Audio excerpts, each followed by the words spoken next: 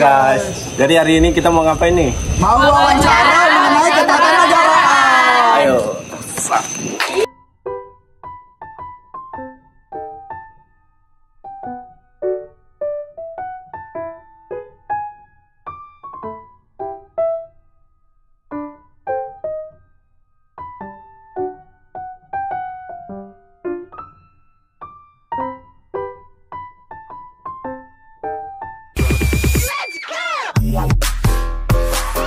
Assalamualaikum warahmatullahi wabarakatuh.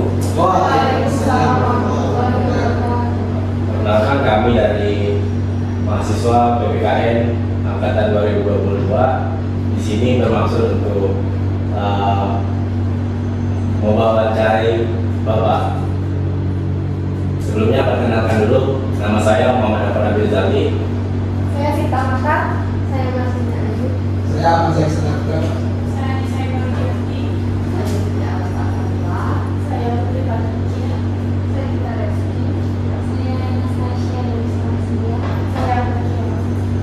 Terima kasih, tadi itulah perkenalan dari kami, Pak. Mungkin Bapak boleh mengenalkan diri. Oke, terima kasih teman-teman mahasiswa dari provinsi PPKN. Jadi saya dihubungi beberapa waktu lalu oleh Aura dalam rangka semacam diskusi tentang boleh dikatakan wawasan kebangsaan. Wawasan kebangsaan ini mungkin dilihat dari sudut politik di Indonesia, mungkin kan seperti itu. Ya tentu saya background pendidikan memang sebagai, boleh dikatakan kalau sehari-hari spesialisasi saya tuh sebenarnya memang orang yang berpendidikan di ilmu sosial dan ilmu politik seperti itu. Cuman tugasnya di FKIP ini sebagai pengelola data barang milik negara. Tapi secara background pendidikan saya adalah berpendidikan administrasi publik, PKU-nya tentang kebijakan publik. Mungkin barangkali sedikit banyak nyambung karena pendidikan juga lebih mengarah ke ilmu sosial dan ilmu politik seperti itu. Kita bisa diskusi masalah politik, perkembangan politik. Bisa jadi barangkali kita lihat hukum, walaupun kita tidak belajar hukum, tetapi kan kita ilmu sosial ini apalagi PPKN belajar pendidikan, belajar ilmu hukum tata negara, mungkin ada juga hukum pidana. Kita hari ini boleh sharing apa yang ingin ditanyakan dari sudut politiknya seperti apa, dari sudut hukumnya seperti apa, perkembangan politik di Indonesia seperti apa. Mungkin seperti itu mudah-mudahan dari teman-teman. Oh, belum tadi kenal kan ya? Oh ya, tentu saya Reno Mardotila. Kalau gelarnya Reno Mardotila Esos KSI. Jadi S1 S2 saya memang S1 administrasi publik. Administrasi publik itu belajar tentang kebijakan publik. Kalau belajar kebijakan publik itu lebih ke arah eksekutif. Jadi presiden, gubernur, bupati, itu ilmu sebenarnya kalau mau benar implementasinya itu adalah orang-orang eksekutif, orang-orang duduk di eksekutif mesti tahu tentang ilmu kebijakan publik. Materinya juga sama, materinya administrasi publik, politik, sosial, dan ada budaya. Silakan kalau kita diskusi santai, kita FGD, forum grup diskusi santai tapi bermakna, kan seperti itu.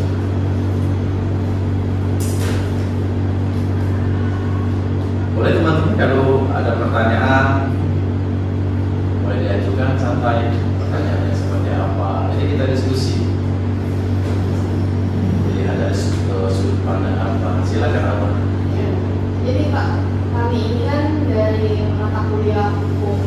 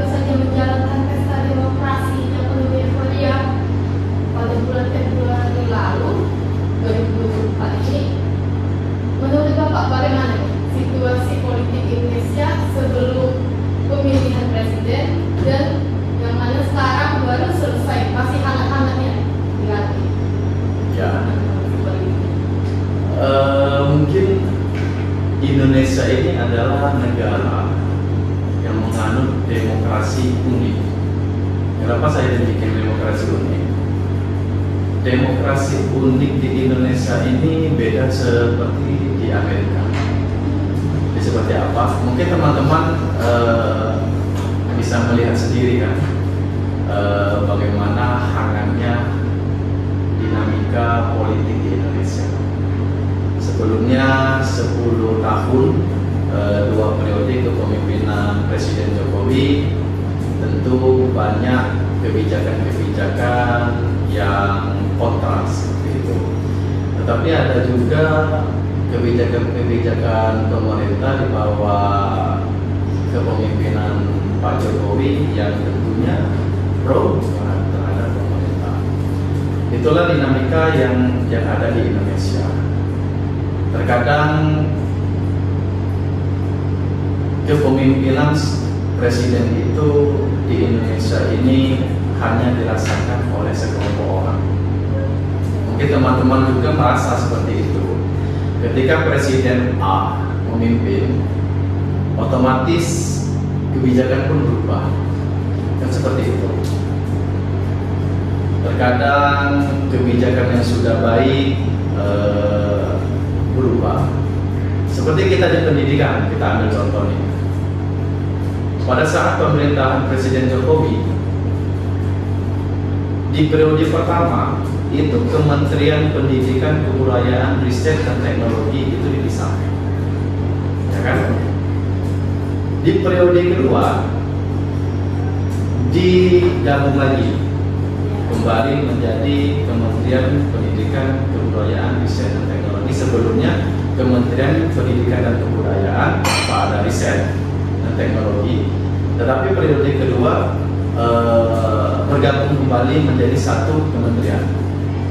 Karena hal-hal yang seperti itu, kalau menurut kita bukan orang berada di lingkaran pemerintahan, itu kan menjadi pertanyaan. Mungkin menyangkut anggaran, bagi-bagi jabatan, mungkin kan kita tidak tahu. Tapi secara orang akademis, kita belajar di perguruan tinggi, bangku kuliah, itu bisa kita lihat, oh ternyata kebijakan itu apakah sesuai dengan kebutuhan, apakah sesuai dengan bagi-bagi jabatan, kan seperti itu. Apalagi misalnya kebijakan pemerintah dengan kampus Merdeka Belajar, apakah itu dirasakan semua mahasiswa? Apakah itu bermanfaat kepada semua mahasiswa? Misalnya itu kan dilihat dari kebijakan publik dari bidang pendidikan. Dari bidang kesehatan seperti apa misalnya? Banyak rumah sakit di daerah barangkali tidak mengcover semua BPJS. Dan sebenarnya di dalam undang-undang itu, negara itu kan menjamin baik itu pendidikan, kesehatan, kesejahteraan. Apakah BPJS itu merupakan kebijakan yang tepat sasaran misalnya? Padahal undang-undang dasar itu mengamanatkan warga negara Indonesia itu semuanya menjadi tanggung jawab negara. BPJS itu kita bayarkan?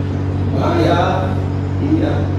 Yang bayar ada yang tidak. Iya, mungkin istilahnya subsidi silang. Subsidi silang kan seperti itu.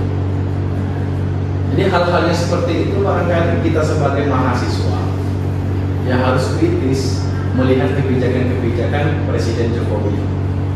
Apalagi misalnya dilihat dari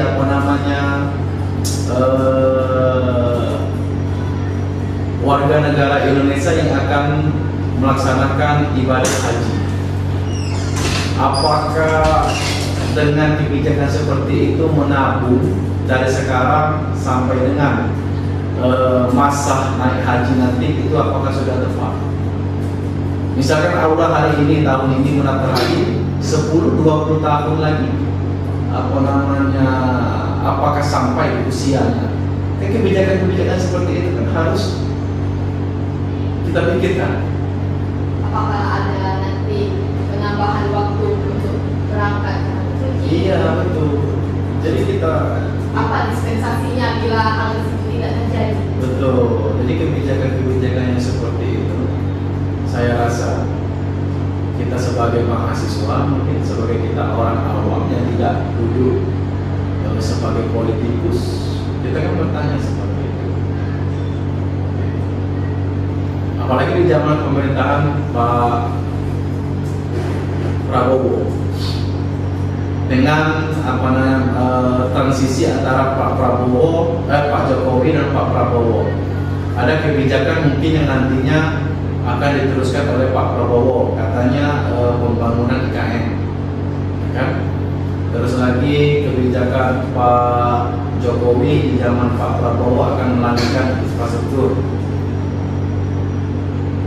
Tapi Pak Prabowo sudah mewanti-wanti bahwa ketika saya akan menjadi presiden, tentu program-program yang Pak Prabowo punya akan direalisasikan.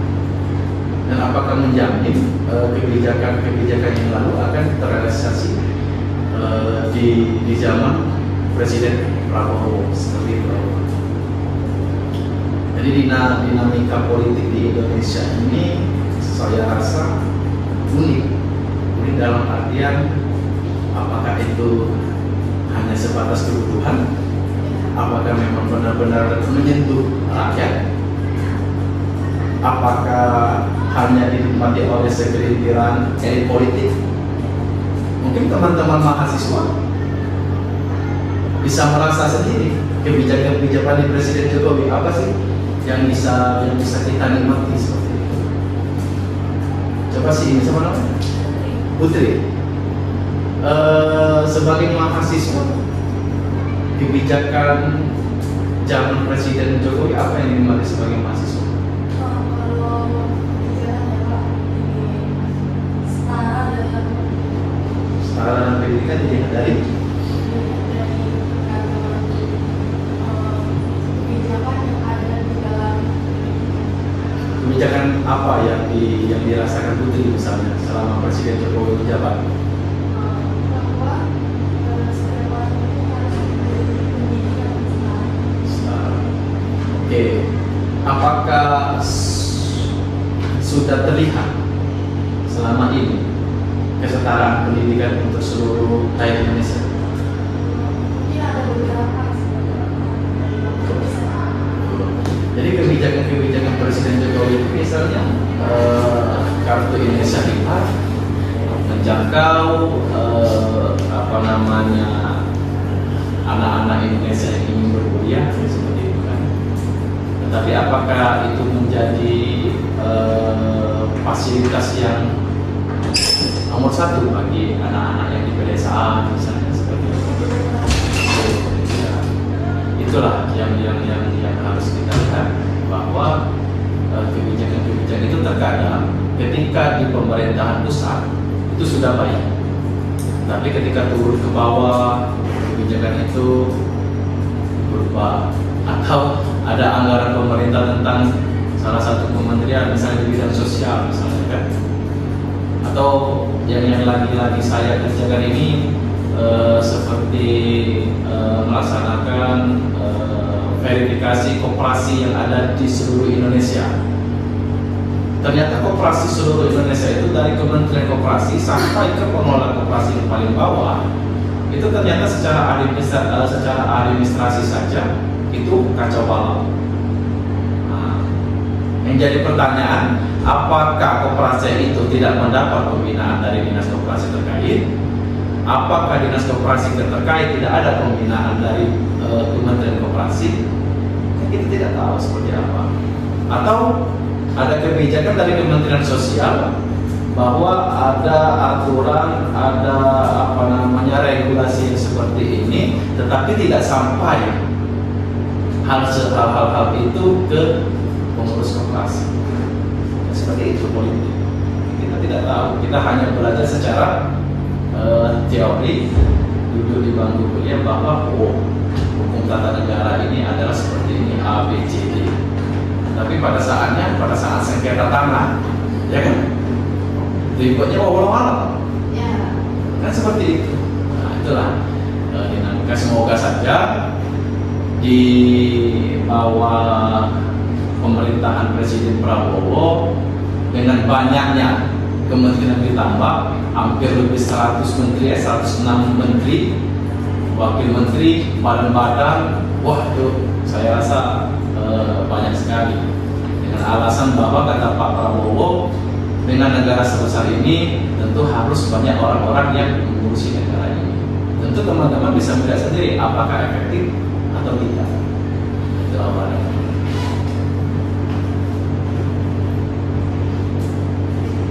Ini jadinya seperti cak kuliah. Iya. Santai masuk aku di paling baik ini apa namanya penjelasan aku, Pak. By the way, kamu tidak tahu tentang Prabowo itu kan pas Jokowi era pertama gaman stek, kalau yang kedua gaman itu stek. Pas Prabowo ini balik lagi jadi dua. Oh, jadi yang sudah saya sampaikan tadi, dipecahnya atau dipisahkan kementerian itu apakah memang benar-benar sesuai kebutuhan? Seperti Kementerian Pendidikan, Kementerian Kebudayaan, Kementerian Riset, Teknologi. Kementerian Pendidikan itu apa namanya membawa atau membidangi pendidikan dasar dan pendidikan menengah, ya kan? Kalau pendidikan tinggi Pak? Kalau pendidikan tinggi itu di riset teknologi, di riset teknologi, apalagi di kebudayaan. Ya mungkin kalau niatnya ingin memfokuskan suatu masalah atau menurunkan suatu kebijakan sih sebenarnya sah-sah saja. Tetapi kalau misalkan pemecahan kementerian itu hanya sebatas bagi-bagi jabatan, itu kan sangat disayangkan. Kan seperti itu kita melihatnya. Andai saja Kementerian Pendidikan itu yang membidangi dua bidang, pendidikan dasar dan pendidikan menengah, ya monggo silakan, asalkan sekolah dasar, pendidikan dasar dan pendidikan menengah itu memang benar-benar maju. Mulai dari apa? Mulai dari SDM, guru misalnya kan, seperti itu. Guru misalnya dengan adanya sertifikasi guru, tentunya harus lebih profesional dalam mengajar. Jangankan profesional dalam mengajar, membuat apa namanya SPP atau media pembelajaran saja tidak bisa. Itu gimana cara negara memfasilitasi, bagaimana guru meminta banyak untuk negara kalau saja gurunya saja tidak mengerti cara mengajar, cara membuat media pembelajaran, cara mendidik, dan seperti itu. Dengan anggaran 20% untuk pendidikan saya rasa luar biasa. Artinya fasilitas di sekolah misalnya kan seperti itu harus ditingkatkan, peralatan sekolah, lab di sekolah, tentunya hal seperti itu harus diperhatikan ketika Kementerian Pendidikan itu fokus membidangi pendidikan menengah dan pendidikan dasar. Tidak ada lagi apa namanya gaptek ya, barangkali anak SD gaptek pada saat SD tidak mengerti komputerisasi misalnya seperti itu. Saya rasa kebijakan pemecahan itu selagi itu baik, dijalankan dengan benar, terus lagi apa namanya ditangkap oleh stakeholder, dan artinya stakeholder ini dinas pendidikan misalnya kan, sekolah-sekolah ya silakan saja menurut saya. Tetapi kalau pemecahan itu hanya sebatas bagi jabatan, tidak enak dengan tim ses, ya saya rasa teman-teman bisa menilai. Itu di sini Pak. Ya. Mendapat Bapak ya, sebagai pakar politik Pak. Dengan dipecahnya itu, apakah sudah efektif?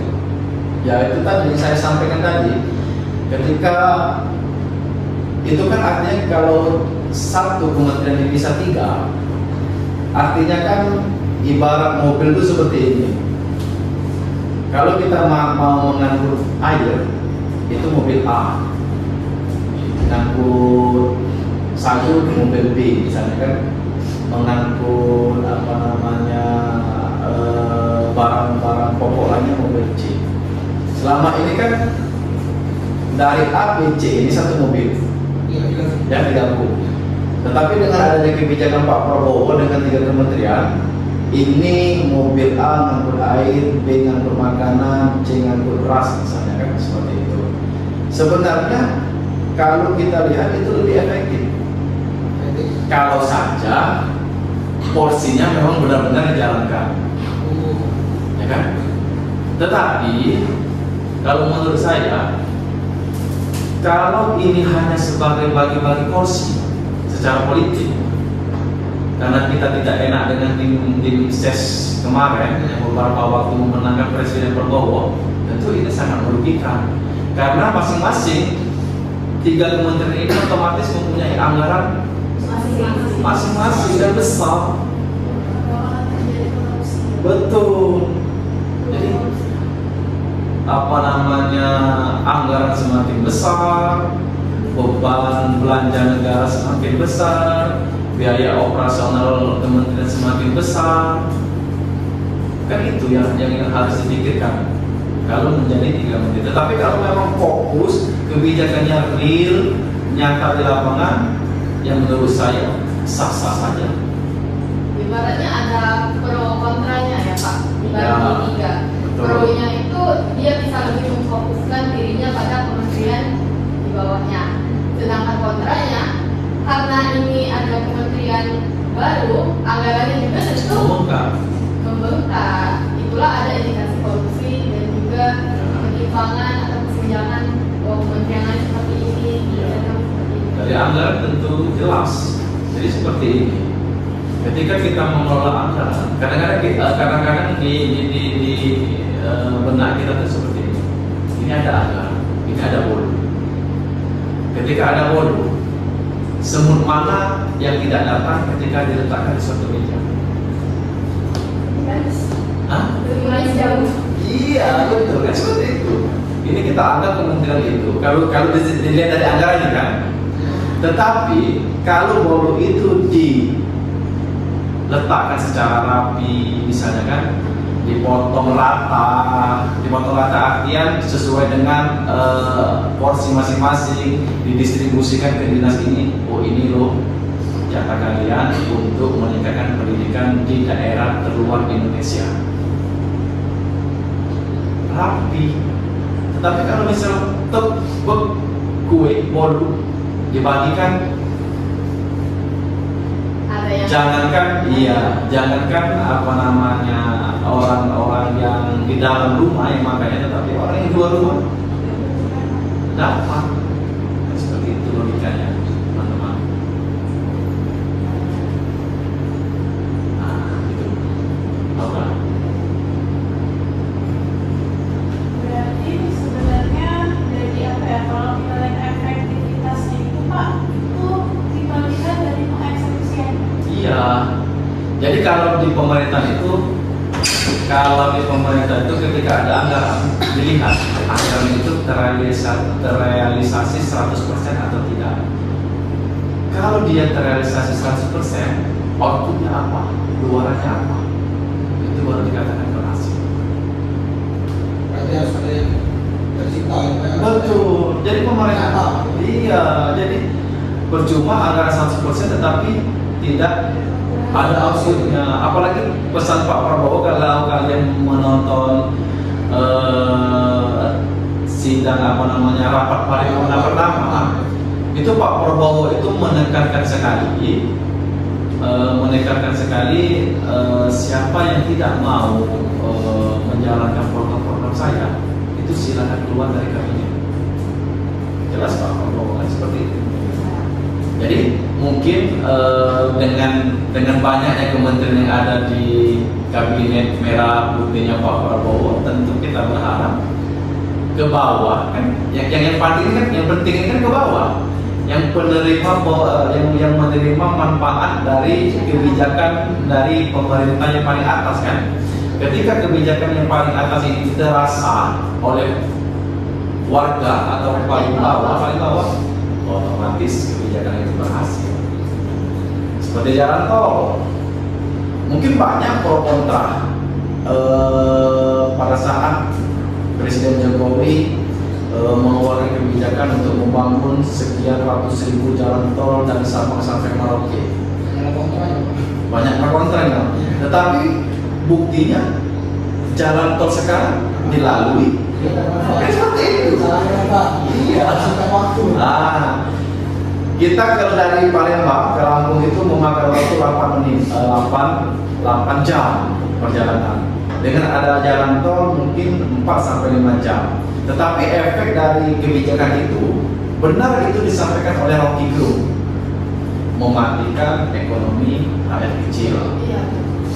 Contoh saja, saudara sepupu saya itu ada rumah makan di daerah Jalan Lintas Timur, Palembang Lampung. Ketika jalan tol ada, itu tutup, itu sepi, malahan tutup, benar-benar tutup.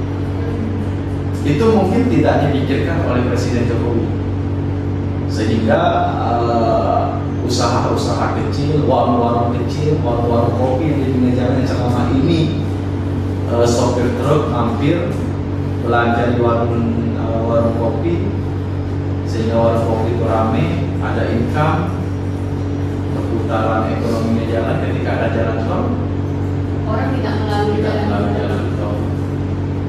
Tetapi mungkin dari orang yang mempunyai mobilitas, keuangannya menengah ke atas, dengan adanya jalan tol masuk banget. Dan seperti itu. Tapi kalau menurut Sultan Hamengkubuwono Jogja, kata Sultan, saya tidak setuju dengan jalan tol. Itu kan dibangun di atas tanah kami. Kenapa kami bayar ketika masuk jalan tol? Itu kan statement dari Sultan Hamengkubuwono, Sultan Jogja. Jadi kebijakan-kebijakan pemerintah itu menurut saya, ya tentu dalam mengimplementasikannya tentu banyak pro dan kontra. Sehingga kita melihat dari sudut pandang seperti apa. Apalagi ketika kita menjadi pejabat publik, menurut saya sayangkan kepada teman-teman, ketika kita merumuskan kebijakan, mohon sekali lagi disurvei dari lapisan yang paling bawah. Seperti itu. Jadi barangkali selama ini kebijakan itu hanya sebatas DPR, DPRD. Apakah DPR itu mendengar aspirasi? Apakah dia melakukan survei ke lapangan? Ya, tidak. Ya. Jadi ketika kalian menjadi pejabat, pastikan ketika kalian duduk atau menjadi guru, misalnya ada di guru, ya saya pikir menjadi guru itu tidak serta-merta menganggap cara belajar siswa itu sama, kan seperti itu.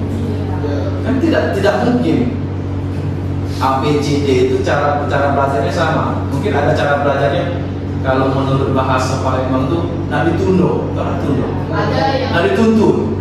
Ada siswa seperti itu. Ada siswa sekali menerangkan langsung nyambung. Kan itu yang maksud saya. Kalian sebagai guru mungkin ketika yang mengajar harus pandai. Oh, siswa ini cara nangkapnya nggak semuanya seperti ini, caranya nggak bisa langsung, misalnya kan harus pendampingan seperti itu harusnya. Menurut saya kebijakan itu harus lihat dulu di lapangan apa yang dibutuhkan, baru dituangkan ke dalam kebijakan.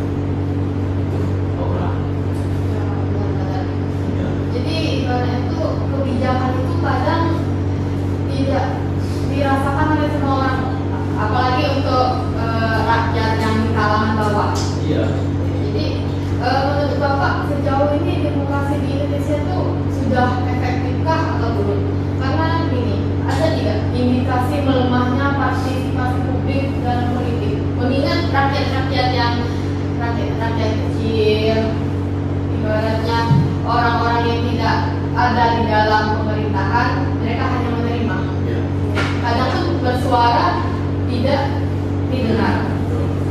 Kalau menurut saya, melihat dari mata pelajaran itu tingkat partisipasi politik di Indonesia itu menurun.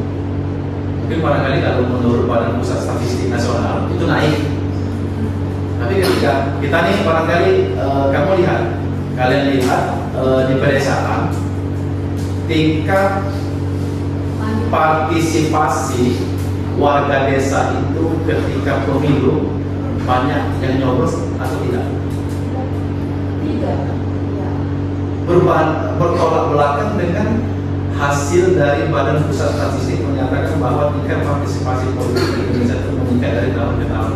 Nyatanya, kalau menurut asumsi saya, kalau melihat real di lapangan, jauh dari kata meningkat. Seperti di Oganili misalkan satu Gen Z sudah bertanya Kamu nggak teman kamu atau gengsi yang bekerja dengan kamu? Oke, no problem. Sebenarnya terbantu dengan Gen Z. Gen Z ini sebenarnya cepat bergawe. Kerja Gen Z cepat, cuma dia harus diarahkan, tidak bisa serta-merta harus dilepas. Gimana lagi ya? Pertanyaan tadi, kan tadi Bapak menyinggung terkait dengan era digitalisasi. Kalau kita bicara tentang era digitalisasi itu, ya pasti kita tidak terlepas dengan namanya penggunaan media sosial. Dan yakin kalau masyarakat Indonesia itu sebagian besar pasti punya media sosial. Setidak-tidaknya masyarakat itu pasti punya WhatsApp. Dan penyebaran informasi melalui media sosial itu sangat luar biasa. Cepatnya itu luar biasa. Dan gimana pendapat Bapak terkait dengan pengaruh media sosial ini dalam mempengaruhi partisipasi politik masyarakat? Presiden Jokowi, Presiden Prabowo itu berkampanye hampir 75% menggunakan media sosial. Apalagi Pak Prabowo ya, dalam pemilihan kemarin itu menggandeng banyak artis yang followersnya hampir jutaan pengikut. Artinya apa? Artinya pengaruh media sosial terhadap politik di Indonesia itu sangat-sangat signifikan. Itu tidak? Betul. Nampo Pak Reno, bahasa Palembang, nampo Pak Reno pajak ngomong banyak signifikan. Kita secara data, secara real memang belum bisa dibuktikan. Tetapi kita bisa melihat dengan kacamata kita sendiri. Itu terjadi di pemilihan presiden tahun 2024. Banyaknya pengaruh pemilih itu dipengaruhi oleh artis. Sehingga mungkin rata-rata mengikut Instagram Raffi Ahmad mungkin boleh dikatakan kalau kita survei, coba disurvei 70% mungkin memilih Prabowo. Tidak. Dan di situ seperti Raffi Ahmad, Pak Imong, ya kan, Ria Ricis. Dan itu dibuktikan Pak Prabowo itu menang pilpres itu 60%-an, 61 atau 60%. Berapa? Nah, 60%. Itu kan menangnya banyak. Kemungkinan saya berasumsi itu pengaruh media sosial. Pada saat kampanye, konser, apalagi jargon Presiden Prabowo, lagu apa? Oke gas. Itu ternyanyian sampai anak usia 5 tahun TK bisa nyanyi oke gas, Prabowo, Gemo, segala macam. Itu membuktikan menurut saya, bahwa media sosial itu sangat berpengaruh signifikan terhadap pemilihan umum, pemilihan presiden. Ya seperti itu. Contoh kabupaten kota di provinsi, misalnya di provinsi Sumatera Selatan, Palembang terkini, Palembang update, itu menjagokan siapa coba? Menjagokan salah satu pasangan calon, dan pasangan calon tentu di belakang bayar, ya kan? Iya, itulah disebut Rocky Gerung. Nah, Rocky Gerung lagi nih. Disebut Rocky Gerung. Media sosial, pengaruh media sosial itu sangat-sangat besar, sangat mempengaruhi pemilihan kepala daerah, pemilihan legislatif. Tidak bisa dipungkiri. Sampai-sampai calon pasangan gubernur segala macam itu berani membayar media sosial untuk meng-up elektabilitas pasangan. Contoh di Jakarta, DKI Jakarta, antara Rano Karno, ya kan? Rano Karno dengan Rano Karno, Ridwan Kamil dengan siapa itu? Ridwan Kamil dan pasangan nomor 2 ya. Rano Karno itu menggandeng artis-artis yang berperan di film Dul. Asumsi saya untuk apa? Untuk meningkatkan pemilih untuk memilih pasangan tersebut. Karena apa? Di situ ada Sarahnya, atau Melia Agatha yang mempunyai ribuan followers, ya kan? Di situ ada Haji Matra, followersnya itu tidak main-main. Apalagi ketika pasangan calon itu melalui KPU hadir di konser dangdut Indonesia itu, ya kan? Itu salah satu untuk meningkatkan citra pasangan calon. Artinya apa? Media sosial itu luar biasa. Apalagi disampaikan Anissa tadi, berita-berita itu datangnya lebih cepat. Ngomongnya lagi viral di sini kan?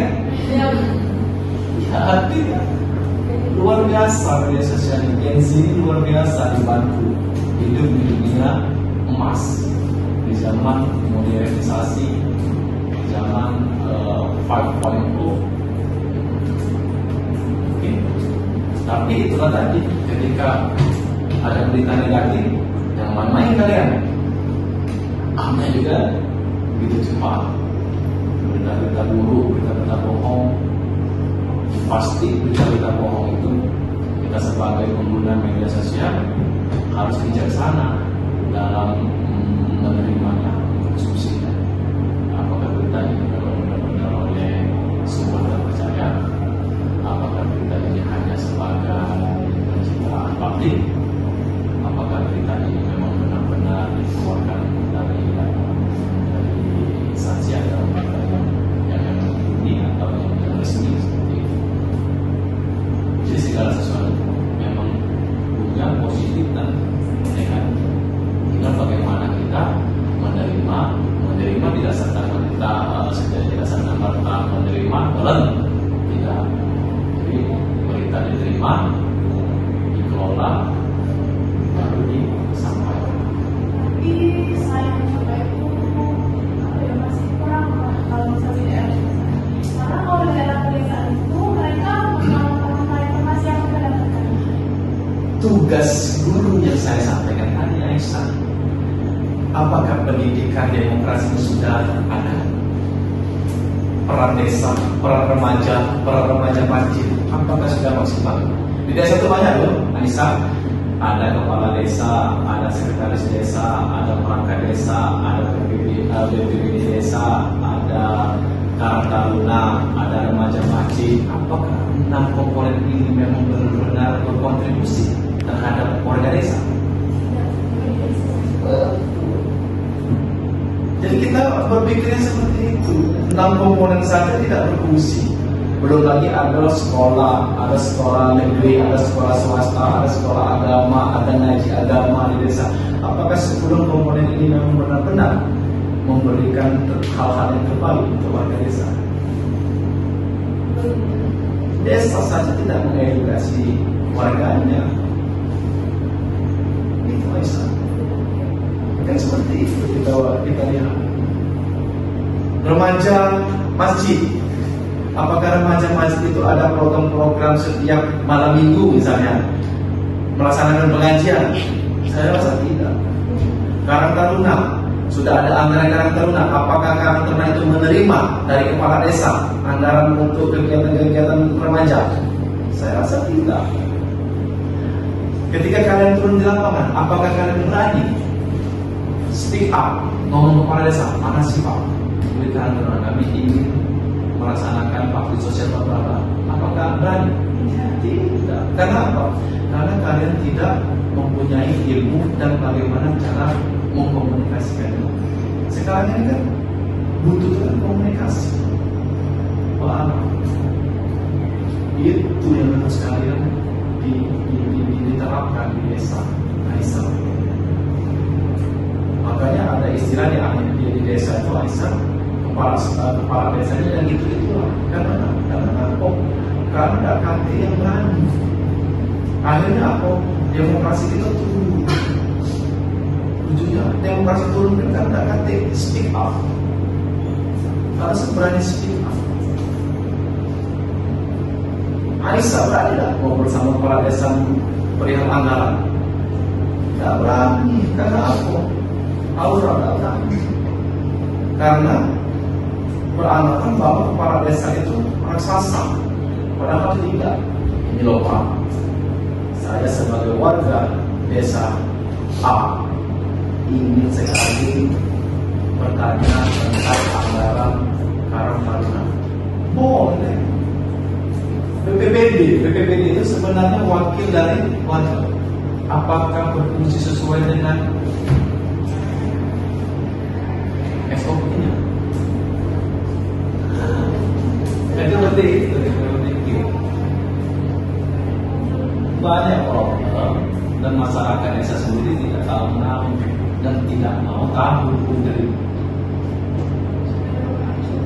Sekarang saya tanya, dari 2, 4, 6, 8, 10 yang berani atau yang berperan aktif di lingkungan rumahnya siapa? Siapa? Contoh kasus ini. Udah tuh intinya Pak, kalau di desa itu kalau keluarga dia mensejahterakan keluarga terlebih dahulu daripada warga seluruh. Harusnya harus ada komunitas. Kalau saran saya harus ada komunitas untuk mengawal pemerintahan desa. Siapa? PBB sebenarnya. Cuma rasanya PBB yang berangkat desa nama ini pulau gitu. Terus lagi ada kasus Putri. Di desa saja ya, ada kasus warga A itu tidak mendapat bantuan, sedangkan yang menurut tadi sama ada warga B, ini adalah warga A desa. Ini yang memperjuangkan saya pada saat itu. Kamu jadi pemerintah, kamu menunjuk dia ini kriteria itu mamanya, sehingga mereka tidak dapat. Tidak baca jelas. Secara prosedur, secara kita berbicara tentang kebijakan, ketika kita memberikan bantuan, raskin misalnya, kalau raskin, itu mungkin dibuat dulu list kriteria yang berhak menerima itu 1, 2, 3, 4, 5, 6, 7, itu sebenarnya. Nah, tugas guru PPKN itu mengedukasi siswanya, bapak imam. Jurusan IPA tidak ada pelajaran yang tidak ada. Yang ada tidak PPKN, belajar hukum tata negara, belajar Pancasila kalau CPNS banyak itu 1, 2, 3, 4, 5 untuk poin-poinnya butir-butir kan. Nah itulah terapkan itu.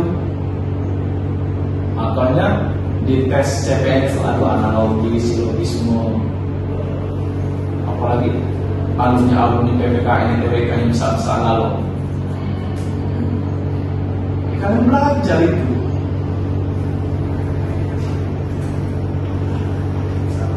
Jadi guru PPKN itu lah unggul 1 TWK, wawasan kebangsaan lalu. Ya. Itu aura. Ya bukan.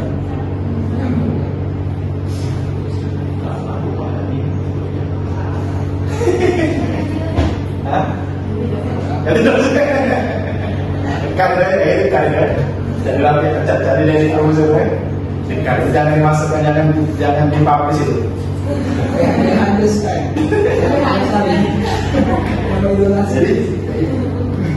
Jadi dinamika kehidupan di Indonesia ini unik.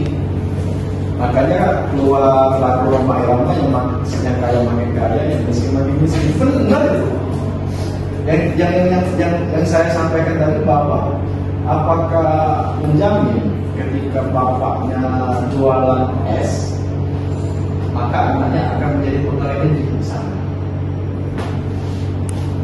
Harus akan perang untuk mengubah mindset. Jangan kayak bapak kayak jualan kawan seorang main. Aula contoh.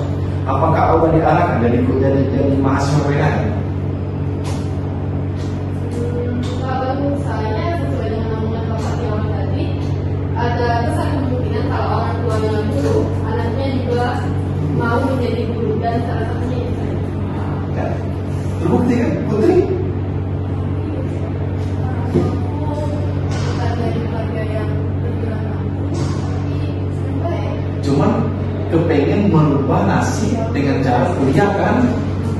Kan seperti itu konsepnya.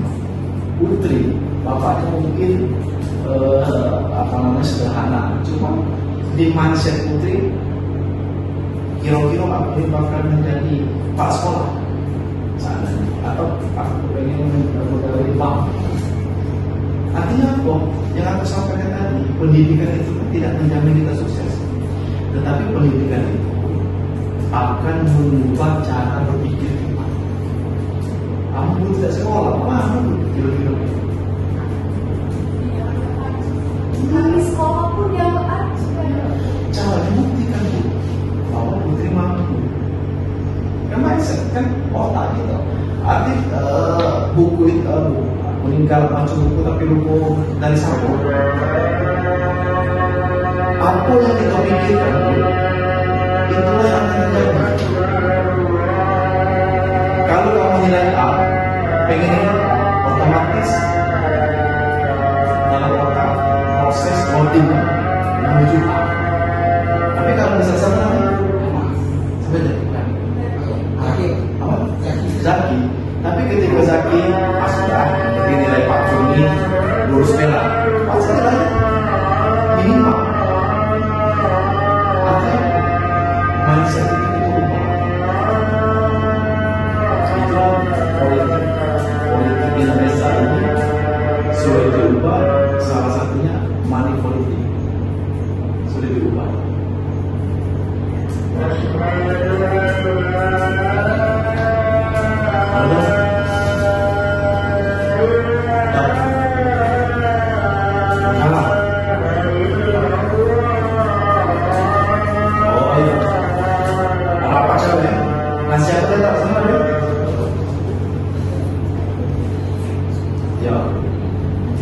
Bukan nasi, ya nasi apa yang bocor tadi yang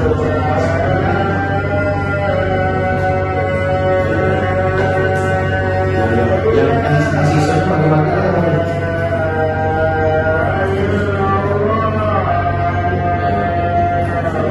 Besoknya apa nih? Oke, siap.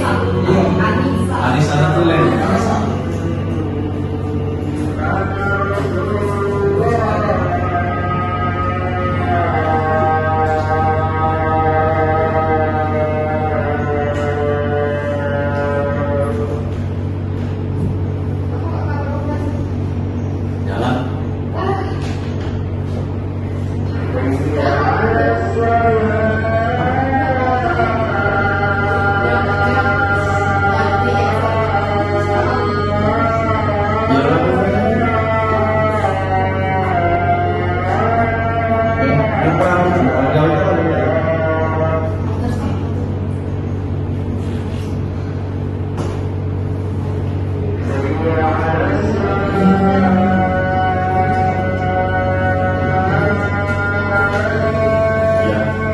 sudah sampai statementnya.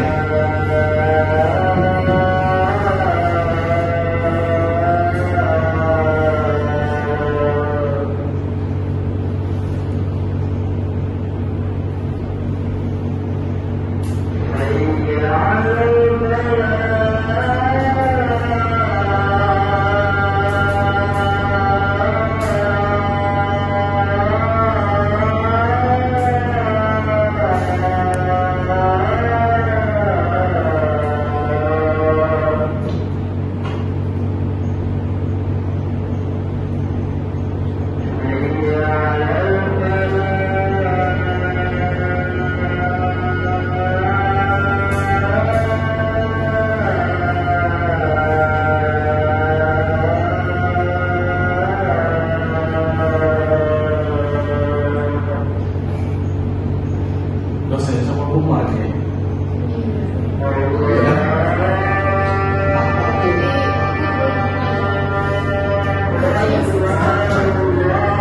Aku deh.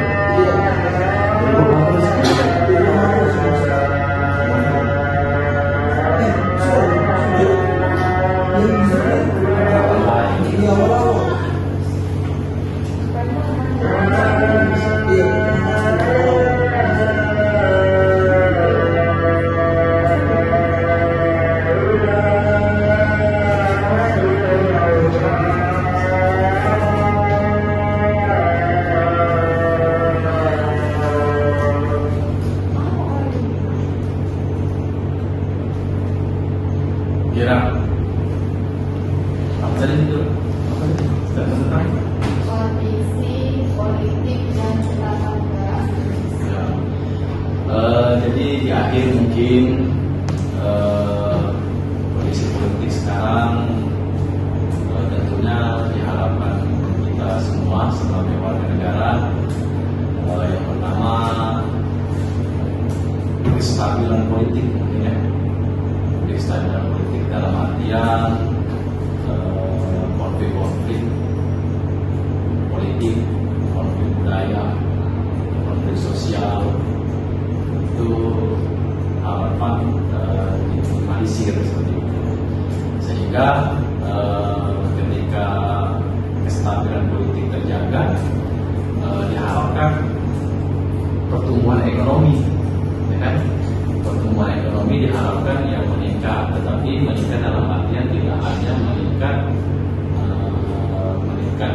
dalam angka-angka saja seperti meningkat 4%, 3%, 7%, tetapi harapannya ketika kestabilan politik itu aman, terjaga, pertumbuhan ekonomi naik dan dirasakan penuh oleh semua lapisan masyarakat, mulai dari bidang pendidikan, kesehatan, sosial, tentunya itu yang harus berdampak baik bagi seluruh lapisan masyarakat, sehingga terhindar dari gejolak-gejolak demo misalnya kan, pertumbuhan ekonomi yang stabil, harga bahan makan, bahan BBM, bahan bakar minyak, sembako, itu diharapkan ke masyarakat kecil dari kestabilan politik yang kita harapkan dengan pertumbuhan ekonomi yang kita inginkan. Mungkin itu di zaman Pak Prabowo ini, semoga kita berdoa saja mulai dari makanan bergizi kita dapat menikmati khususnya kan kita warga Unsur ini, apakah hanya sebatas penikmat atau pendengar kebijakan makan bergizi, apakah kita dapat menikmatinya juga, dan seperti itu kita tidak tahu mekanismenya seperti apa. Jadi maksud saya kita harapannya kecil seperti itu, janji-janji politik seperti itu, semoga kita yang di dunia pendidikan mampu menikmatinya. Mungkin itu Aura statement. Jadi kestabilan politik, pertumbuhan ekonomi yang menyentuh semua lapisan masyarakat di Indonesia dari demokrasi yang baik yang akan dihadapi oleh pemerintahan Presiden Prabowo melalui kabinet merah putih yang cukup gemuk seperti itu. Mungkin itu saja ya. Saya akhiri. Terima kasih teman-teman PPKN sudah berdiskusi singkat. Barangkali banyaklah kekurangan dari diskusi kita, tapi semoga menjawab dari pertanyaan-pertanyaan yang sudah dilemparkan. Oke, saya Ari bila topik walidaya. Wassalamualaikum warahmatullahi wabarakatuh.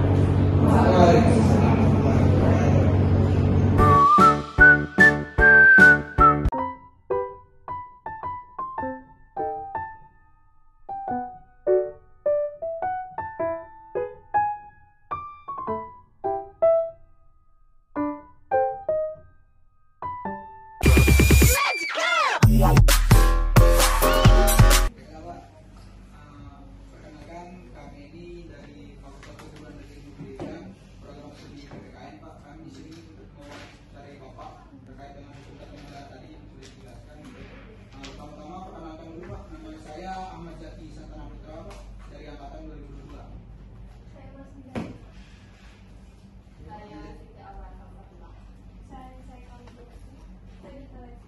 Baik, Pak. Sebelumnya perkenalkan dulu, Pak. Nanti kan tentu kenal semua dengan Bapak. Iya, Pak. Nak lengkap apa nak cuma sekedar kamu? Kalau bisa lengkap, tak apa, Pak. Oke. Oke teman-teman, terima kasih ya. Mohon maaf sebelumnya karena memang hilaf ini aku teman-teman. Silakan saya Profesor asli Indralaya, kelahiran Indralaya. Saya contohnya Tanjung Batu di siapa Ura tahu ya. Gitu. Dan menempuh sarjana itu di Universitas Muhammadiyah Jakarta untuk jurusan hubungan internasional dan organisasi. Dan istilahnya pindah ke timur sedikit ke Erlangga. Yang ngambil HI juga hubungan internasional, konsentrasi lagi-lagi globalisasi. Jadi kalau misalnya mau diskusi lebih spesifik, sebenarnya nggak spesifik sih, justru itu apa ya, sesuatu yang global ya, kita dengan globalisasi gitu.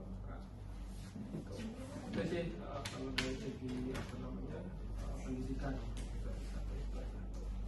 Kalau nanya kapan S3 belum tahu, belum ada rencana. Tapi mau, Pak, ya? Nggak tahu juga.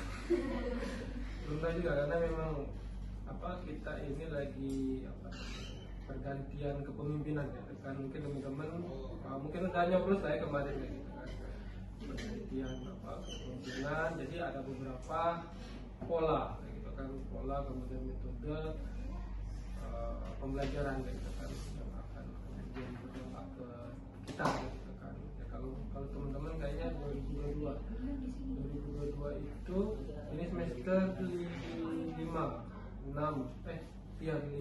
semester depan 6, paling 1 semester lah berdampaknya gitu karena itu udah apa, kalau teman-teman ini PPL ya, PPL di sekolah gitu ya, PPL kemudian lanjut magang atau KKN atau kemudian nanti langsung skripsi, jadi cuma satu. Tapi kalau untuk teman-teman baru ya akan berdampak pola perubahan gitu kan. Kalau kemarin mantan menteri Menristek Dikti Nadiem Makarim itu ya minta dilanjutkan MBKM segala macam itu kan sistem yang sudah dibangun, tapi ya nggak tahu tergantung itu ya Pak. Sekarang juga kan Pak Kementerian Pendidikan jadi 3 Menteri Pendidikan pendidikan apa ya? Menengah, kemudian pendidikan tinggi, kemudian Menteri Kebudayaan. Siapa Menteri Kebudayaan itu? Si Fadli Zon. Kemudian ininya wakil menterinya ini apa? Giring Niji. Betul. Masuk ke situ. Oke, itu perkenalannya. Oke, mulai saja. Ada pertanyaan Pak dari kelompok-kelompok kami, sudah kami rangkum Pak, itu ditanya.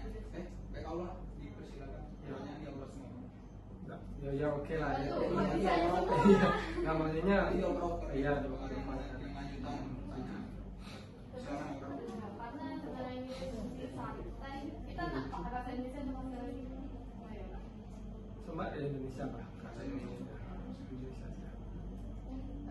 Kalau kita ngomong politik, jadi kan banyak kementerian-kementerian baru itu kebanyakan pendatangnya itu dari kalangan artis. Jadi Bapak itu gimana? Oke, kalangan artis ya. Sebenarnya ya ini balik lagi ke ini apa namanya kebutuhan gitu kan, kebutuhan. Jadi makanya ada istilah ibaratnya ganti pemimpin, ganti kebijakan, ganti menteri, ganti apapun kayak gitu ya. Ya, makanya tergantung ini sih apa namanya, kita nggak bisa menyalahkan juga misalnya nggak boleh misalnya kementerian itu nggak boleh banyak-banyak nanti apa namanya anggaran segala macam kan, efektivitas juga kayak gitu. Dan juga misalnya yang kritik kayak gitu apa kementerian itu jangan dikit, harus sesuai dengan dengan bidang-bidang misalnya kayak gitu. Makanya terkait itu kan kebutuhan. Cuman terkait saya sempat ini apa namanya sempat nonton video kayak gitu kan di media sosial, karena di sekitar kita ini kan nggak jauh dari media sosial gitu kan. Ya tadi kita sudah apa namanya saya bilang wakil menterinya ya di Giring itu ada salah sebut istilah kayak gitu kan. Nah, artinya kan makanya ketika siapapun gitu kan seseorang yang terjun di pemerintahan yang menjadi contoh lah ya kan, contoh bagi kita masyarakat biasa gitu kan, harus benar-benar memperhatikan ya kan, memperhatikan perilaku, ucapan, tindakan segala macam. Nah, ya betul. Ya sebenarnya belum ini sih, saya belum bisa berkomentar jauh terkait apakah apa namanya ya pelibatan aktris ini di jajaran pemerintah itu efektif, berdampak positif gitu. Karena memang pertama mereka baru dilantik gitu kan, kita nggak bisa ibaratnya menilai jangan mentang-mentang dia dari background misalnya bukan background politisi atau belum punya pengalaman ibaratnya di kayak kalau di politik itu partai politik kayak gitu kan. Oke, Giring ini setelah dia jadi seorang penyanyi kemudian pindah masuk ke dalam partai politik, ada yang tahu partai politiknya apa kan? PSI. Nah kan gitu kan, kemudian karena PSI itu dekat dengan partai yang besar kemarin yang menang, akhirnya kan di itu namanya ya ditarik kayak gitu kan, kayak apa ya istilahnya itu ya kayak hadiah lah semacam kayak gitu ya bisa dibilang. Nah, jadi ya untuk sementara kita lihat dulu kayak gitu kan, ya apapun yang menjadi apa namanya kebutuhan pemerintahan saat ini kita lihat dulu kayak gitu kan. Apalagi biasanya itu ada ibaratnya melihat 40 hari kerja pasca mereka dilantik ya. Kita lihat baru nanti kita bisa berbicara bagaimana kan, setidaknya kita melihat bagaimana program selama 40 hari kerja dari masing-masing kabinet kita di itu sih. Dari akses yang tiba-tiba partai politik, tiba-tiba perusahaan politik. Nah, gimana kalau kementerian itu kan banyak yang ikut kementerian baru, bukan kementerian baru, depannya itu kementerian yang ada terus lebih dimengkarkan. Nah, kan biasanya kalau kementerian itu eksekutif itu kalau tugas legislatif itu kan legislasi, budgeting, controlling. Nah, di fungsi dia yang budgeting ini bagaimana Pak? Karena kementerian itu kan banyak, berarti setiap kementerian harus ada budgetnya sendiri. Bagaimana fungsi budgeting dari legislatif itu dijalankan ke eksekutif yang anggarannya tentu akan naik kalau eksekutifnya juga bertambah. Iya, ya makanya pertama tadi saya bilang kebutuhan kalau misalnya kementerian tadi ditambah gitu kan, ya berarti secara pengelolaan budgetingnya kan bertambah juga gitu kan. Makanya teman-teman lihat baca berita nggak, awalnya dana anggaran ibaratnya pendidikan itu dari 20 berapa kan seharusnya 20%, nah, akhirnya kan berkurang kan gitu kan. IKN kemudian ada apalagi makanya ini kita nggak tahu ya gitu kan, pemerintah sebetulnya belum apa namanya apa ya bahasanya, kayak tanda tangan budgeting itu ya dalam pengelolaan pemerintah jadi maksudnya ya itu tadi, ketika ibaratnya pasti berdampak ya kan, ketika yang tadi awalnya cuma 1 kemudian bisa jadi 3 ya akhirnya ya berdampak. Dan ya itu tadi sebenarnya ya sederhana sih logikanya kan, ibaratnya awalnya jadi 1 jadi 3 jadi berapa juga bertambah dan juga berdampak. Nah terkait pengelolaannya ya balik lagi itu tadi akan saling apa namanya ya ini tergantung bagaimana pemerintah gitu kan memilih mana program yang benar-benar ibaratnya menjadi prioritas, mana program yang ibaratnya ya kayak level lah, level prioritas, tengah, kemudian level yang ibaratnya ini bisa nih apa namanya bisa bukan dikesampingkan kayak apa menunggu antrian gitu kan, setelah program prioritas, menengah, kemudian nanti kan pemerintah itu kan punya rencana apa RP, pokoknya punya rencana jangka menengah sama rencana jangka panjang kayak gitu ya. Nah dari program-program tadi yang dibuat pemerintahan gitu kan melalui masing-masing kementerian menterinya, mana yang menjadi rencana jangka menengah, mana yang kemudian menjadi rencana jangka panjang. Nah, tinggal itu tadi pemerintah bisa nggak ibaratnya memprioritaskan.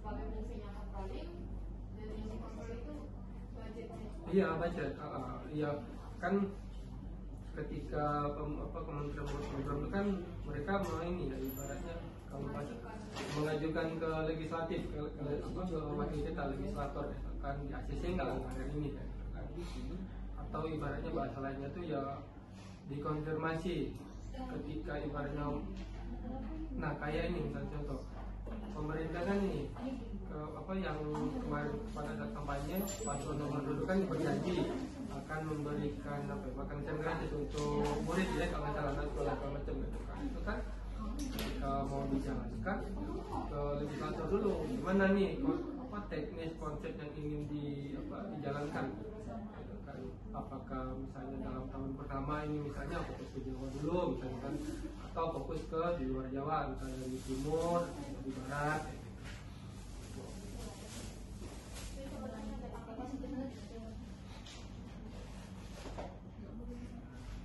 Baik Pak, ini bisa bertanya lagi Pak mengenai kan ada seorang menteri Pak, yang baru dilantik baru-baru ini. Saya tidak ingin menyebutkan nama menterinya gitu Pak. Oh tidak boleh, oke. Kementerian apa? Kementerian apa? Ya kementerian bidang apa itu? Katanya minta anggaran itu sebanyak 2 triliun. Nah dari anggaran misinya itu 64 miliar gitu Pak. Nah yang ingin saya tanyakan gitu Pak, apa urgensi serta relevansi dari permintaan anggaran 20 triliun ini Pak dari kementerian ini? Apakah permintaan ini itu sejalan dengan prioritas nasional di Indonesia pada saat ini, atau hanya untuk kepentingan semata gitu? Oke, saya sempat sekilas cuma ada beritanya lewat selintas di reels Instagram itu kayak gitu kan ada. Iya, kalau misalnya Kementerian HAM ya, Kementerian HAM kan, Kementerian HAM itu. Nah saya nggak mengikuti itu, cuman balik lagi ke ke penjelasan di awal tadi kayak gitu. Urgensi itu kan yang kondisi pada saat itu kan gitu kan. Nah, permasalahannya sekarang adalah itu kan Kementerian HAM berarti yang berurusan dengan hak asasi manusia kan gitu kan.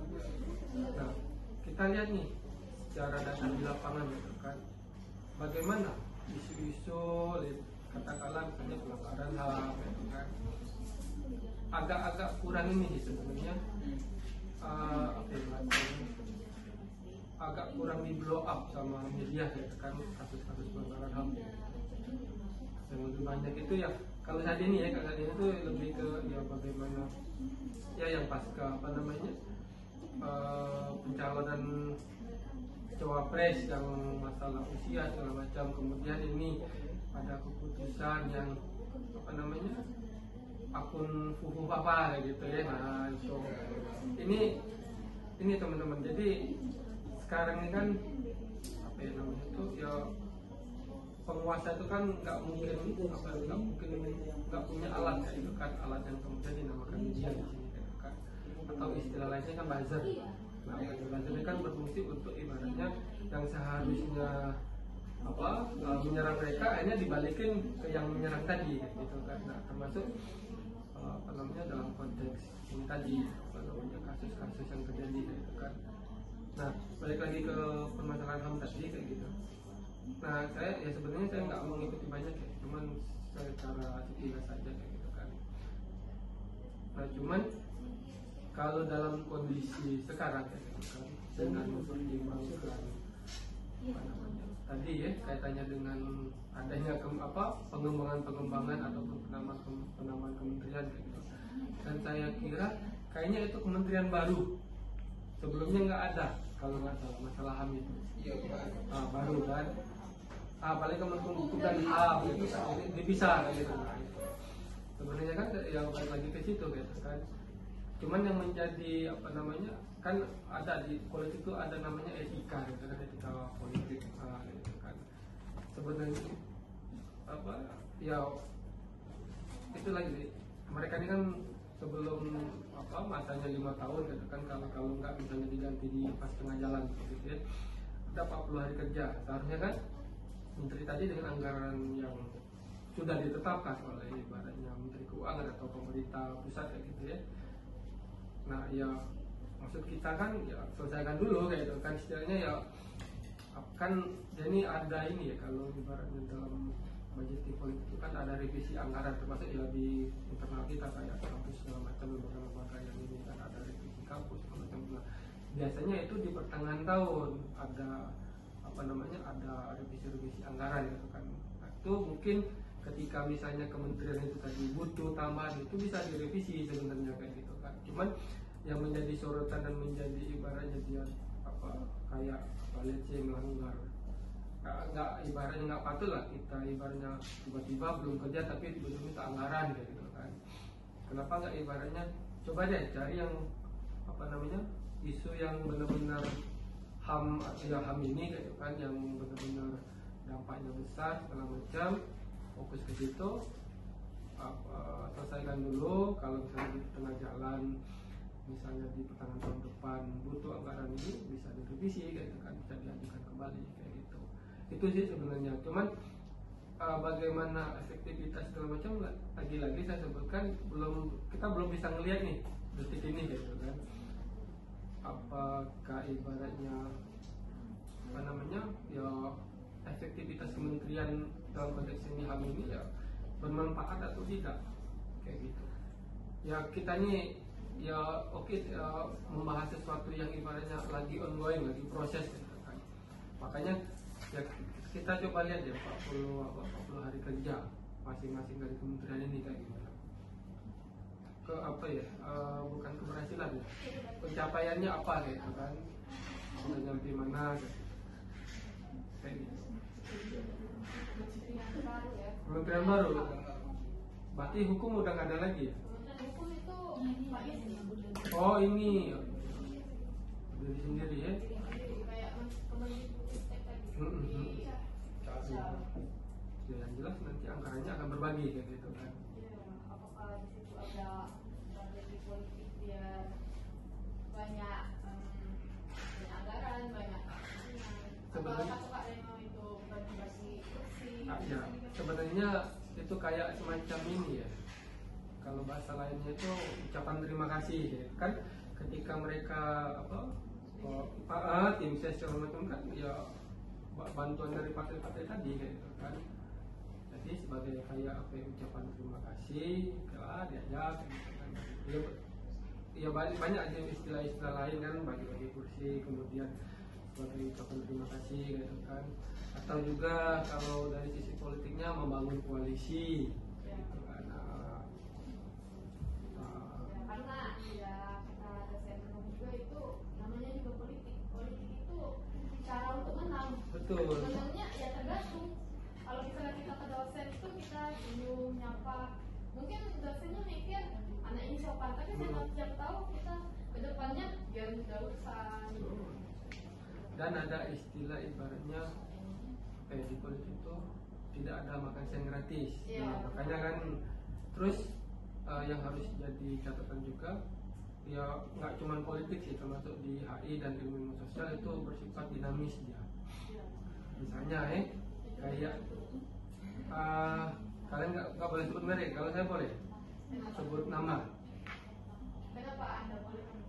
Ya nggak, tadi kan saya makanya saya boleh nggak sebut, misalnya ada nih salah satu yang kemarin dia ya ibaratnya berlawanan dalam artian tahu ya maksudnya dia masuk ke dalam koalisi sekarang kayak gitu kan. Nah itu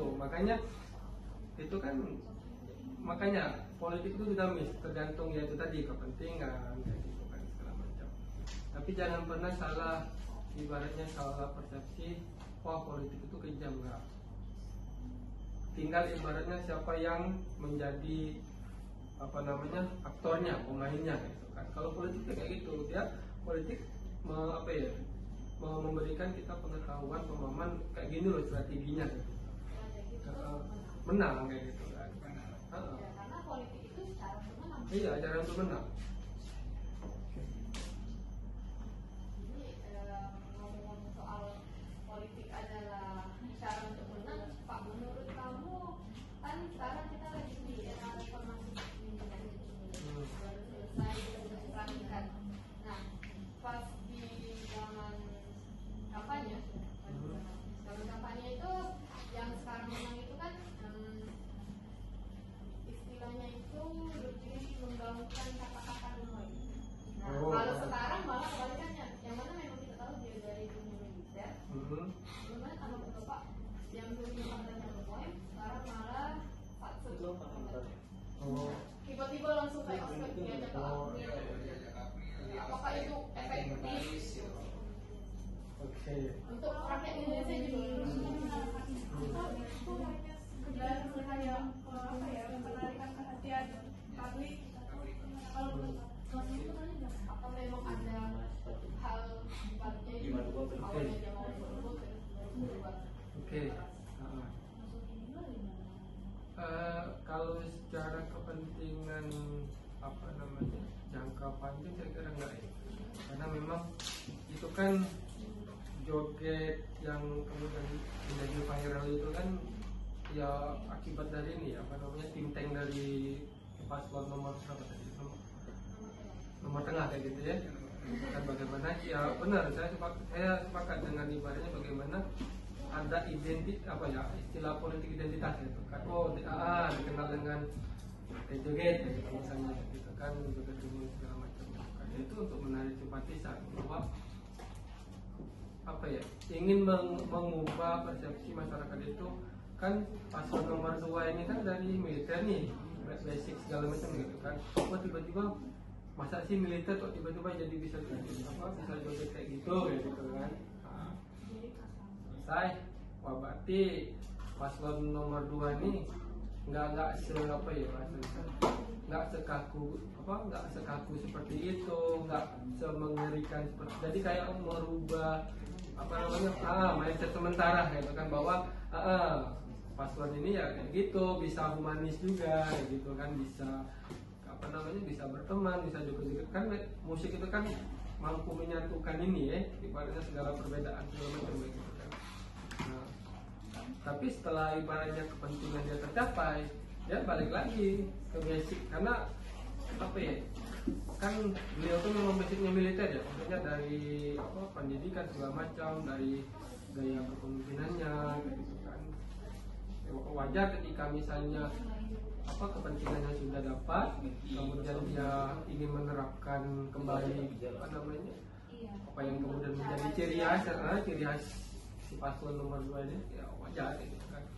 Nah kalau misalnya lagi-lagi bertanya efektif, belum tentu. Cuman setidaknya dari segi dari segi fisik, ya yang awalnya menteri-menteri ini yang jarang olahraga semacam akan ibarat itu, wah ini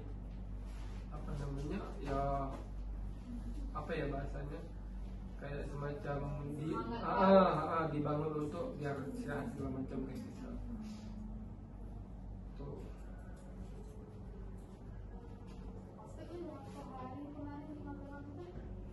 Sampai ada beritanya katanya menteri-menteri itu bangunnya jam 4 kaget, sedangkan presiden saya itu jam 4 udah bangun jam ya? 3 sudah bangun.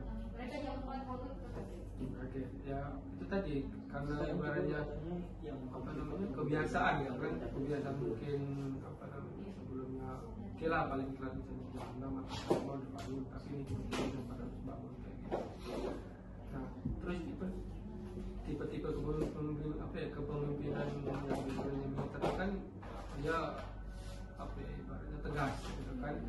Kabarnya ada isu, ya bukan isu sih, ya kalau nggak salah ada pernyataan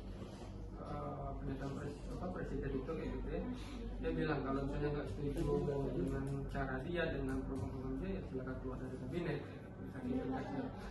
Nah ya cuman 50-50 sih kalau artinya kayak gini, ketika kita mendapatkan pemimpin yang tegas ya kan, di satu sisi kita ibaratnya ya bawahannya akan sesuai dengan atasan arahan pemimpin kan, tapi di sisi lain kita kayak kalau misalnya mau mengkritik atau agak dibatasin gitu kan, walaupun sebenarnya nggak usah dia berbicara militer gitu kan.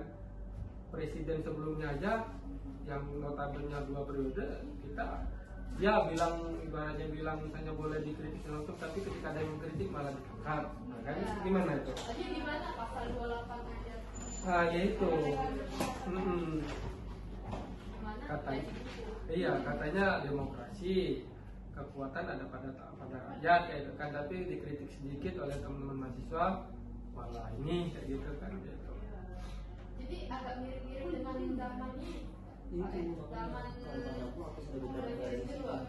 Oke. Tapi apakah zaman presiden itu karena kami juga belum lahir, apakah lebih semangat yang itu? Oke. Itu kalau presiden itu berarti dari tahun sampai 98 ya. Oke, 98 itu saya usia berapa ya? 10 tahun berarti. 10 tahun berarti SD ya. SD kelas 2 atau kelas 3 atau kelas 4 ya. Nah, cuman ini berarti kita compare ketika era presiden nomor 2 dengan presiden nomor 8. Nah, cuman yang sebenarnya ada plus minus gitu kan. Plus minus dalam artian cuman karena kita ini zaman kita ini kan terus berkembang, teman-teman, ada istilah ibaratnya Gen Z segala macam sampai ke alpha sekarang gitu ya. Dengan kemudian dinamika lagi-lagi ya kaitannya dengan dinamika internasional gitu kan, kemudian ya hampir semua negara itu ya mau nggak mau harus terlibat di situ kayak gitu ya. Nah, balik lagi ke kasus Soeharto sama presiden nomor 2 sama yang ke-8 tadi kayak gitu kan. Bedanya satu militer, satu ibaratnya rakyat sivil bahasanya gitu kan. Tapi kalau secara ibaratnya manuver politik, kemudian bagaimana cara strategi atau bermainnya si presiden nomor 8 ini patut diacungi jempol gitu kan. Paham kan teman-teman, dalam artian sebelum pemilihan mampu merubah konstitusi gitu kan, kemudian memperbolehkan keturunannya untuk ikut terlibat gitu kan dalam pemerintahan. Ya lagi-lagi saya menggunakan media sosial sebagai data kayak gitu ya. Ada yang bilang ibaratnya ketika balik lagi ke era presiden kedua gitu ya. Secara kebebasan berpendapat, ekspresi itu dibatasi gitu kan. itu yang saya baca, saya dapat, walaupun saya ya usia 10 tahun gitu kan. Kemudian corruption gitu kan, korupsi juga ada di situ.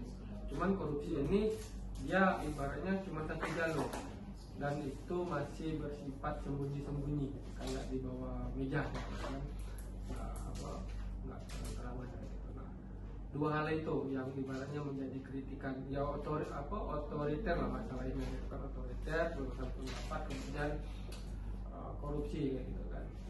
Tapi secara ibaratnya pembangunan dan kritik juga gitu kan, pembangunan yang dilaksanakan oleh Presiden Nomor 2 itu lebih banyak terpusat di Jawa. Nah, itu menjadi kritik juga ketika kepemimpinan beliau gitu ya. Kalau yang di Sumatera itu, khususnya di Sumsel itu saya ingat di Besau. Ke timur ya? Iya, apa itu? Bendungan, bendungan itu ya? Yang banyak Padi. Nah, kan itu beberapa catatan Presiden Nomor 2 kayak gitu kan. Nah, kalau yang ke-8 ini lebih masif korupsi di depan gitu kan. Dan itu bisa dilakukan oleh hampir semua orang. Nah, kalau di zaman yang Presiden Nomor 2 ya cuman ibaratnya ya cuman mereka ya keluarga yang memimpin itulah, yang menguasai itulah yang mampu kayak gitu kan. Nah, tapi kalau sekarang ya hampir semua lembaga segala macam ya bisa melakukan itu, dan itu terang-terangan kayak gitu kan. Yang karena ketika seorang punya jabatan itu kan punya kuasa, kemudian kayak gelap mata, kemudian kecenderungan untuk melakukan seperti dirinya sendiri gitu. Karena sudah lama menjabat jadi gitu. Apa?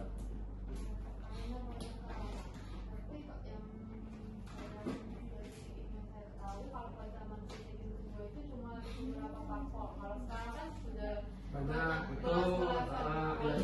Cuma 2, 3 boleh sebut ini PDIP, Golkar, warna kuning, merah, sama biru. ya, karena itu juga dan itu istilahnya kayak gini.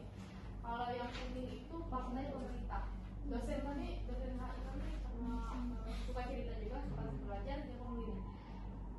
Di Jawa itu bisa lagi ada pemilihan, si Pak Kadesnya atau Pak Lurahnya nanti sehari sebelum pemilihan itu bahkan ngumpul warga desanya gitu. Kamu harus coblos warna kuning. Kalau kamu besok coblos warna kuning, nah jadi nurut kan. Nah, siapa yang tidak mau coblos warna kuning besok datang ke TPS untuk coblos sendiri. Siapa yang mau coblos kuning tidak usah datang ke TPS, biarlah petugasnya saja yang coblosin.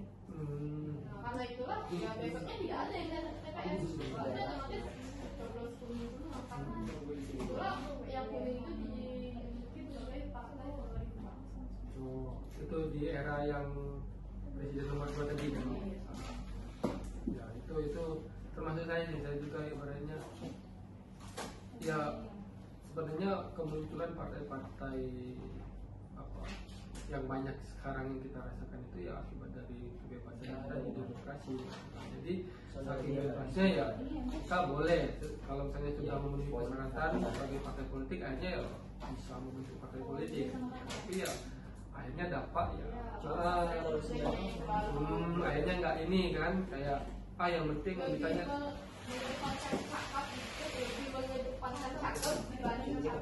kayak gitu. Karena kalau misalnya bukan kemampuan tapi ibaratnya yang penting dia kenal, gemes, macam gitu kan.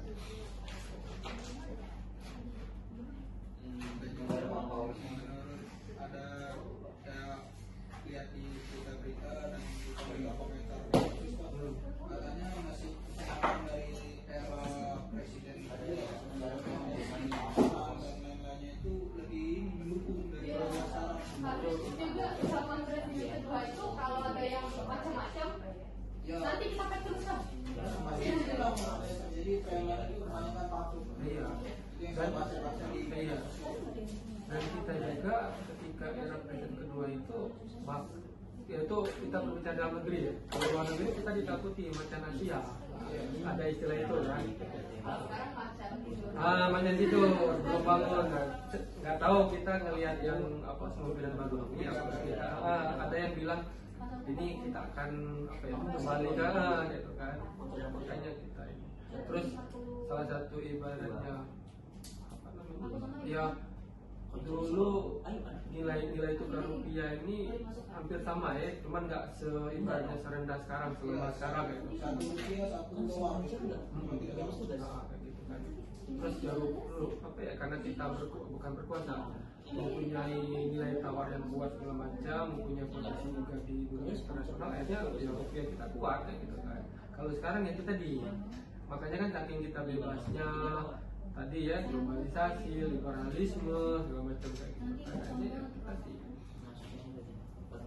kekuatan apa namanya, kalau sekarang ini kalau bahasan di internasional itu kekuatan pasar, aktor-aktor ekonomi bisa segala macam berpengaruh. Ya, apa ya, sebuah perusahaan multinasional itu bisa mempengaruhi kebijakan negara, itu lah akhirnya kan. Bahkan saya lupa kasus yang mana ya kan, kalau nggak salah di negara ini, tapi apa namanya di negara Afrika ya, karena notabene negara-negara itu apa negara miskin berkembang gitu ya, tapi bukannya bagus karena memang banyak sumber daya di situ. Nah, ada salah satu negara di situ apa karena memang ibarat mereka nggak punya apa ya keuangan untuk membangun dan katanya meminjam utang ke Cina. Apa nggak ya intinya sederhananya nggak bisa balikin utang tadi, akhirnya bangunan yang kemudian dibangun tadi ya milik Cina kayak gitu. Salah satu apa fenomena kayak gitu kan ya. Saya sempat mikir gini ya, kayaknya memang ibaratnya apa mahasiswa itu harus melihat cuma tentang isu domestik, aku juga pengaruh gitu kan. Kalau misalnya teman-teman kemarin ya di Pancasila gitu kan ada pemahaman ideologi itu gitu kan, di apa namanya bagaimana ya dari barat dari luar kemudian bergesekan dengan ideologi kita Pancasila kayak gitu kan. Itu ya kalau misalnya ditanya gitu kan, Pak enak zaman apa namanya sekarang atau zaman ketika yang nomor 2 tadi.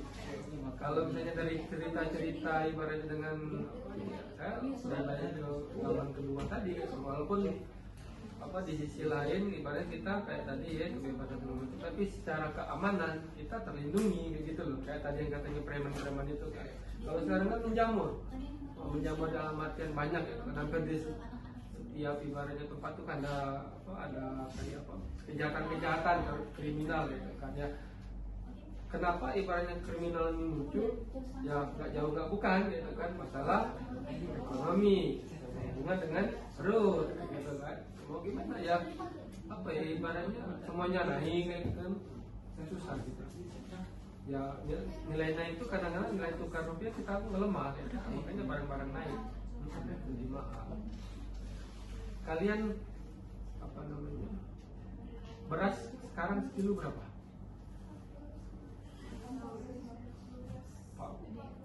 Ya 14-15 tergantung inilah ya jenisnya gitu kan. Kalau zaman saya kuliah ya 2000 berapa itu di bawah 10.000. Iya. Ya inflasi akibat dari itu tadi.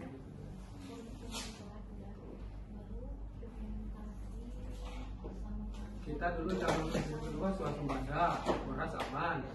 Sekarang lihat hasilnya. Ya, bahkan bisa impor. Iya. Oh ekspor, kalau impor kita banyak. Saking kita banyaknya kan ibaratnya kita nih dalam negeri tersebut kita ekspor ke negara lain kayak gitu kan. Impor kita. Akibat dari itu tadi pasar bebas segala macam kan. Pasar bebas itu tadi kelemahannya. Ya ibaratnya itu kita bebas apa namanya berdagang ke negara tempat lain ya kan. Mereka juga ini. Cuman masalahnya negara kita wilayah kita kan luas dibandingkan negara yang misalnya tempat kita apa kerjasama tadi gitu kan, yang perdagangan tadi. Kalau misalnya misalnya kita contoh Ukraina nih, kita impor gandum di situ kan. Nah misalnya saling ini apa namanya saling berhubungan ya kayak gitu kan. Misalnya kita impor kemudian mereka ekspor apa ke sini kayak gitu kan. Nah, pasar kita kan banyak jumlahnya ya, kalau dari masyarakat apa jumlah penduduknya kan 200 jutaan gitu kan.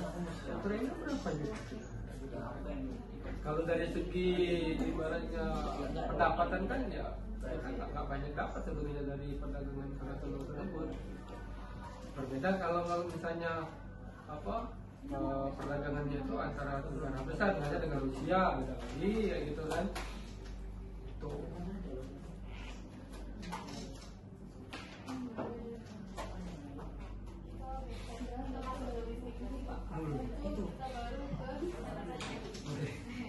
Nah, menurut Bapak ini kondisi hukum tata negara sekarang ini yang ada dalam masa peralihan, apakah berpengaruh? Ini kira-kira apa tantangan utama yang dihadapi pemerintah untuk menjaga integritas dan juga kepercayaan publik? Oke, tadi apa pertanyaan pertama tadi? Kenegaraan ya. Iya. Ini nanya sekarang ya, bukan yang kemarin. Ya, kalau kemarin kan teman-teman paham nih, apalagi terutama menjelang ini ya, apa namanya, menjelang pemilu kemarin ya, bagaimana bisa dibolak-balikan ya. Karena kalau sekarang dengan apa namanya, ya sebenarnya nggak banyak berubah sih dalam artian ketatanegaraan nih sistem ini ya, sistem hukum aja. Nggak banyak berubah. Kenapa? Ya karena memang apa ya, ibaratnya ada beberapa program yang presiden terpilih ini kan akan melanjutkan dari apa namanya dari presiden sebelumnya gitu kan. Jadi akan sedikit banyaknya program-program yang akan direncanakan dan nantinya memimpin itu akan sama gitu kan, termasuk ke dalam hukum gitu kan. Kita akan tetap melihat gitu kan dalam contoh di lapangan tadi ya, bagaimana hukum itu akan tetap kebang pilih gitu kan, akan tetap lebih menguntungkan orang-orang yang punya uang gitu. Orang-orang ibaratnya apa namanya ya, orang lemah segala macam ya kayak kita ini akan kalau punya mawar, punya uang tadi akan ya percuma kayak gitu kan. Saya nggak tahu ya di media sosial atau di mana, saya lupa ya, pokoknya ya lewat lagi, pokoknya jangan pernah ngelawan ibaratnya orang yang punya uang gitu. Tapi yang orang punya uang tadi itu akan kalah sama orang yang pemerintah yang punya kuasa gitu. Makanya ya semoga saja prediksi saya ini salah ya, kata Mas Yan, dan kita tunggu pemerintahan ini kayak gitu kan. Ya semoga aja kita kembali lagi ibaratnya zaman-zaman di mana kita ya ibaratnya jadi masyarakat Asia, kemudian secara kebutuhan ekonomi segala macam kita terpenuhi. Nah tadi yang pertanyaan kedua apa tadi? Oh tentang ini integritas ya? Iya. Nah terkait integritas ya itu tadi. Kalau ya sebenarnya kita itu nggak ya tipe masyarakat kita ini kan tipe-tipe yang ibaratnya nurut, disuruh bayar pajak bayar. Jadi saya nggak berbicara semuanya, tapi secara mayoritas ya kan. Mari teman-teman ya istilahnya itu bayar pajak itu ya bayar pajak lah, walaupun misalnya cuma kebenaran orang ya pajak gitu kan. Dalam artian kenapa saya bilang seperti itu ya, ikut gitu kan, manut, kita nggak banyak menuntut. Kita kan sebenarnya yang penting secara ekonomi kita terpenuhi, secara ibaratnya keamanan kita aman. Dua hal itu sebenarnya tadi kan. Integritas, kaitannya dengan integritas itu apa?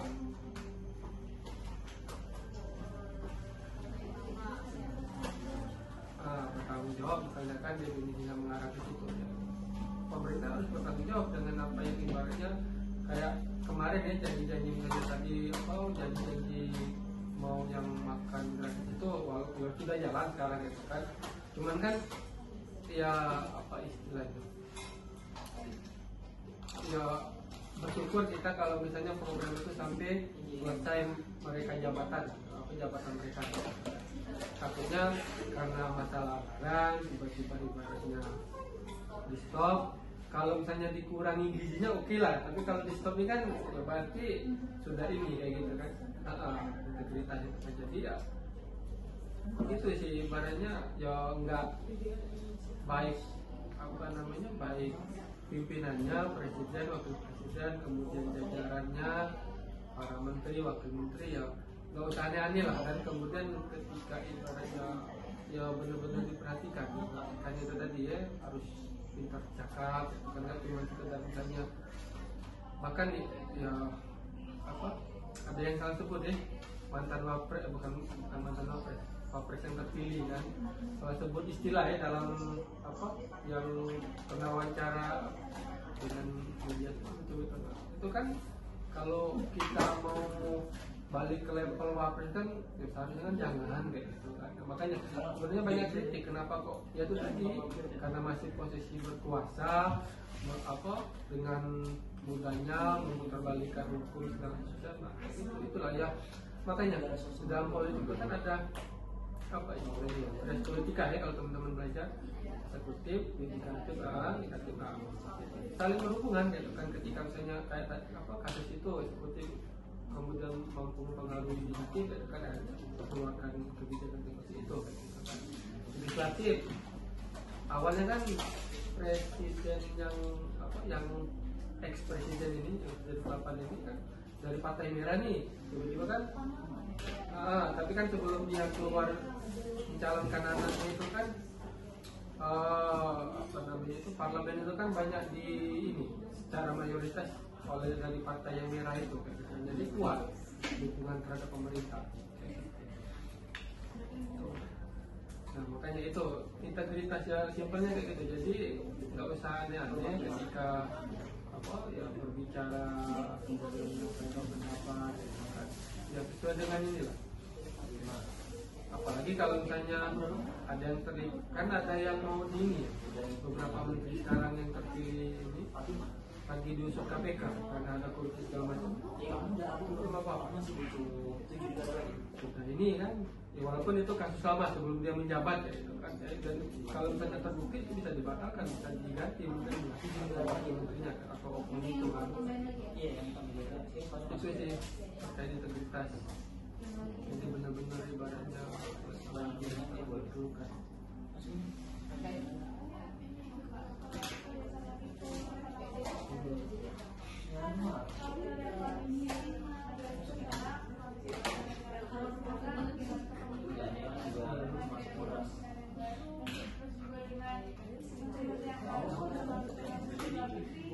Sugiono ya.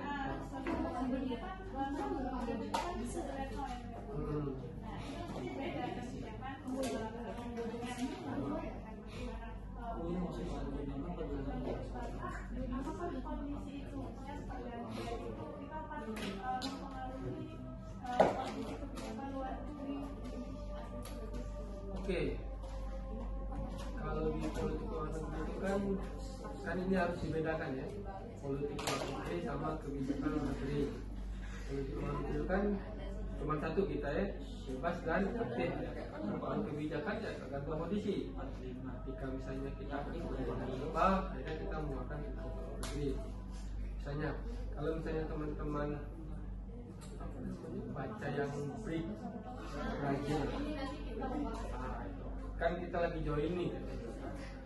Sebenarnya ya, saya sempat menawarkan untuk teliti ya kan, bisa join ke dari gabung ke break karena itu ya perwujudan dari bebas aktif ya kan. Bebas, kita bebas menentukan kita mau kemana. Aktif ya kita akan terus ketika ada isu internasional walaupun ibarat dan apa ya nggak nyambung